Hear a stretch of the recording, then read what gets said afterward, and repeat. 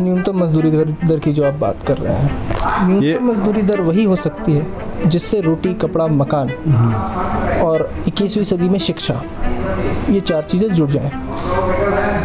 अभी भी भारत सरकार या राज्य सरकारें मिनिमम वेजेस के पुराने ढर्रे पे काम कर रही हैं, जबकि मजदूरों की ज़रूरतें 2021 में 1960 वाली नहीं रही।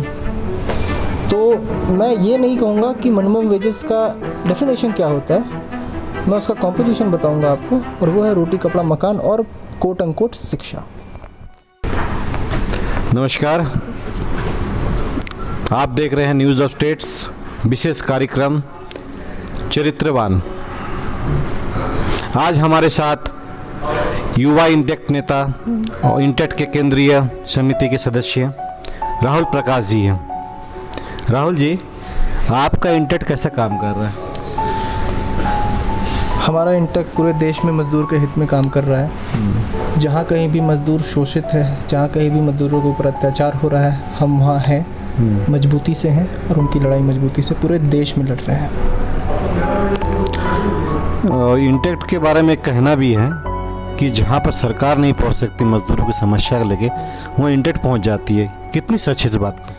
ये बात बिल्कुल पूरी तरह से सच है। हमारा संगठन जो है ये मज़दूरों के बीच में रहने के लिए और मज़दूरों से ही बना हुआ संगठन है। हमारे यहाँ जो भी पदाधिकारी हैं, वो या कोल सेक्टर में हो, रेल सेक्टर में हो, स्टील सेक्टर में हो, ट्रांसपोर्ट सेक्टर में हो, कहीं ना कहीं उससे जुड़े हुए हैं। और वहाँ जहाँ सरकारी तंत्र को पहुँचने में 1 दिन, 2 दिन, 5 दिन लगते हैं, वहाँ हम, क्योंकि हम ज़मीन पे हर जगह प्रेजेंट हैं, तुरंत पहुँचते हैं। और हम में और ब्यूरोक्रेट्स में या सरकारी तंत्र में ये है, जो कॉम्पैशन होता है मज़दूरों के लिए, वो शायद हम ज़्यादा फील करते हैं और हम अपनी जवाबदेही मज़दूरों के प्रति ज़्यादा समझते हैं। इसलिए हम सरकार से, सरकारी तंत्र से ज़्यादा मज़दूरों से जुड़े हुए हैं। मिनिमम वेजेस क्या होता है? न्यूनतम मजदूरी दर की जो आप बात कर रहे हैं, न्यूनतम मजदूरी दर वही हो सकती है जिससे रोटी, कपड़ा, मकान और 21वीं सदी में शिक्षा, ये 4 चीज़ें जुड़ जाएं। अभी भी भारत सरकार या राज्य सरकारें मिनिमम वेजेस के पुराने ढर्रे पे काम कर रही हैं, जबकि मज़दूरों की ज़रूरतें 2021 में 1960 वाली नहीं रही। तो मैं ये नहीं कहूँगा कि मिनिमम वेजेस का डेफिनेशन क्या होता है, मैं उसका कॉम्पोजिशन बताऊँगा आपको, और वो है रोटी, कपड़ा, मकान और कोट अनकोट शिक्षा। मनरेगा का नाम नरेगा या मनरेगा जिसको कहा जाता है, जो सेंट्रल गवर्नमेंट की वजह से, जो स्टेट गवर्नमेंट की वजह से उससे कम मिलती है मजदूरों को, तो आप लोग इसके लिए आंदोलन नहीं करते हैं क्या? यही तो विडंबना है। जैसा कि आप जानते हैं कि इंटेक एक राजनीतिक संस्था नहीं है, हम चुनावों में भाग नहीं लेते, हम मजदूरों के हित में काम करते हैं। हम सरकारों के साथ उनकी पॉलिसीज़ के गुण और दोष पे उनका सपोर्ट या उनका विरोध करते हैं। राज्य सरकारें, केंद्र सरकारें, ये पिछले 1 दशक में पता नहीं क्या बदलाव आया है कि ये लोग मज़दूर हित से ज़्यादा इंडस्ट्रीज़ या इंडस्ट्रियल्स के हित में काम करने लगे हैं। कॉर्पोरेट्स ने सरकारी पॉलिसी के फॉर्मूले को हाईजैक कर लिया है और सपनों का भारत जो 1950, 1960, 1970 में देखा गया था, हमारे आज़ादी के योद्धाओं ने जो सपनों का भारत देखा था, जिसमें कोई भी संस्था सबसे पहले इसलिए बनती थी कि वहाँ रोज़गार बने, आज सरकार का पूरा फोकस प्रॉफिट पे चला गया उस जगह पे। मैं अगर एक छोटा सा एग्जांपल दूं, बोकारो स्टील प्लांट, मैं बोकारो स्टील वर्कर्स यूनियन का वर्किंग प्रेसिडेंट भी हूं, तो अभी कुछ दिन पहले वहाँ क्वार्टर में प्रॉफिट ज़्यादा हुआ तो ऑफिसर्स खुशियाँ मना रहे थे। मैं वहाँ था, मैंने एक बड़े पदाधिकारी से पूछा कि जब बोकारो स्टील प्लांट बना था तो नेहरू जी का ये विज़न नहीं था कि बोकारो स्टील प्लांट 1000 करोड़ का क्वार्टरली प्रॉफिट कमाए। उनका विज़न था कि यहाँ के लोगों को ज़्यादा से ज़्यादा रोज़गार मिले। तो आप ये पैराडाइम शिफ्ट देख रहे हैं, सरकार की पॉलिसी किस तरह से मजदूर हित से शिफ्ट होके इंडस्ट्रीज़ और प्रॉफिट मैक्सिमाइजेशन पे चली गई है। तो जब सरकार की पॉलिसी ही प्रॉफिट मैक्सिमाइजेशन पे होगी और वेजेस, ऑब्वियस बात है कोई भी इंडस्ट्रीज़ ज़्यादा प्रॉफिट कमाने के लिए काटेगा, तो मैं इसको ये कहूँगा कि सरकारी मशीनरी का फेलियर है। वो राज्य सरकार का हो, वो केंद्र सरकार का हो। जो मिनिमम वेजेस फिक्स की जाती है मनरेगा में, अगर वो मज़दूरों तक नहीं पहुंच रही है तो जवाबदेही तय होनी चाहिए। आप देश के मिडिल क्लास जो जनता है, पीपल्स है, उसको किस नज़र से ऐसा देखते हैं? देश का मिडिल क्लास ही देश की रीढ़ की हड्डी है। शोषण तो उसी की होती है बिल्कुल सही बात है आपकी। सबसे ज़्यादा। जो मिडिल क्लास जो होते हैं, एक सर्वे में देखा गया कि जो एमएसएमई लोन लेती है अपने बिजनेस खड़ा करने के लिए मिडिल क्लास, उसका लोन से सरकार का लेना देना नहीं है। बड़े बड़े कॉर्पोरेट्स के लोन्स माफ़ करते, किसानों को माफ़ करते। जो बीच वाले मिडिल क्लास है, जो रीढ़ की हड्डी जिसको बता रहे हैं, उसके लिए सरकार कुछ नहीं करती है। उसके लिए आप लोग कुछ सोचे इंटेट वाले लोग?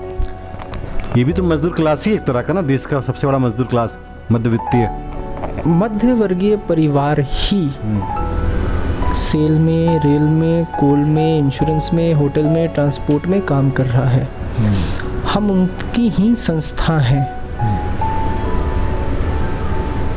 ये वो क्लास है जो देश को ईमानदारी से टैक्स देता है। अभी कुछ दिन पहले बजट आया, मुझसे किसी ने बताया कि देश में सिर्फ 3 करोड़, 3.5 करोड़, 4 करोड़ टैक्स पेयर हैं, बाकी लोग टैक्स नहीं पे करते हैं। मैंने उससे सवाल किया कि आपने ज़िंदगी में कभी माचिस की डब्बी खरीदी है?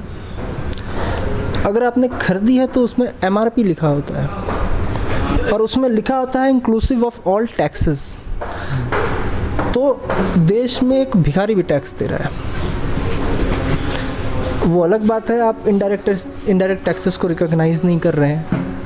और रही बात मिडिल क्लास या डायरेक्ट टैक्स पेयर्स की, जो ईमानदारी से आपको टैक्स दे रहा है, उनके टैक्स को लेके आप धनाढ्यों के बैंक खातों को भर रहे हैं, उनके लोन माफ़ कर रहे हैं। तो ये आप मिडिल क्लास के साथ सरासर धोखा कर रहे हैं और this would lead to an unrest for sure. Bank का बात है तो एक आपसे बात जानना चाहते हैं, जो आपके मजदूर संघ है, वह मिडिल क्लास जो भी है, बैंक उनके खाते से पैसा काटती है कि आपके मिनिमम बैलेंस नहीं है, तो आप सरकार से आंदोलन कीजिए कि इस मजदूरों का 100 रुपया भी बहुत मायने रखता है।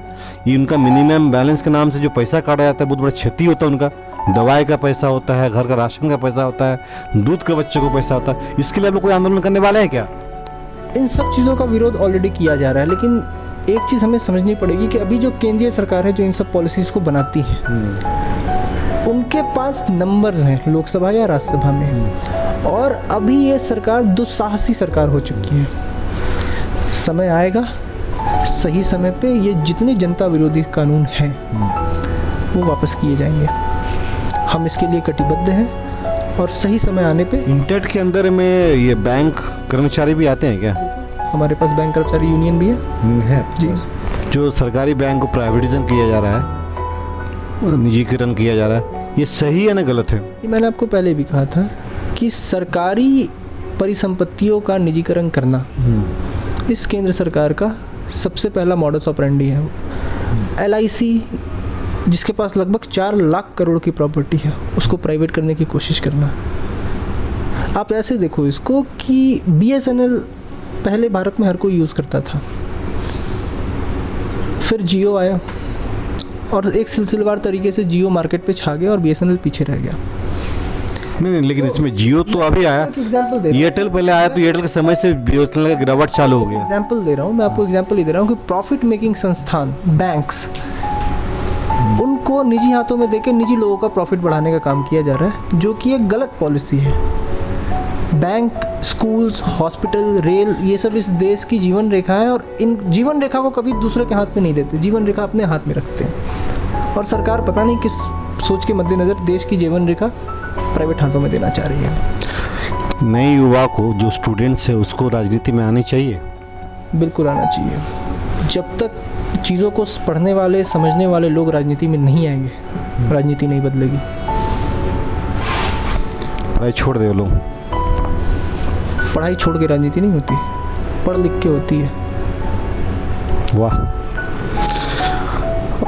एक छोटी सी क्वेश्चन और बच गया आपके लिए। जो आज के दिन में संस्थाएं हैं जो अपने वर्कर को एज ए ट्रेनिंग के जैसे रखते हैं और उनको ये PF, ESI बाकी चीज़ों से उनको वंचित रखा जाता है, बस ट्रेनिंग कर देता है ट्रेनिंग स्टाफ। तो उसके लिए कुछ करना चाहते हैं, उस मैंने काला कानून के विरुद्ध कुछ बोलना चाहते हैं? इंटर्न्स को उनके राइट मिलने चाहिए, ये बात बिल्कुल सच है आपकी कि किसी भी इंडस्ट्री में इंटर्न्स का बहुत ज़्यादा शोषण हो रहा है और केंद्र सरकार या राज्य सरकारों के पास इसको लेके कोई क्लियर गाइडलाइंस या कोई क्लियर प्रोसेस नहीं है। और आपने ये बहुत अच्छी बात उठाई और हम ये कोशिश करेंगे कि हमारे जो भी संगठित कर मज़दूरों का संगठन है उसमें हम इंटर्न्स को भी शामिल करें। ये थे हमारे साथ राहुल प्रकाश और रांची से न्यूज़ ऑफ स्टेट से जॉय बनर्जी, कैमरामैन सुखुर के साथ। बहुत बहुत धन्यवाद।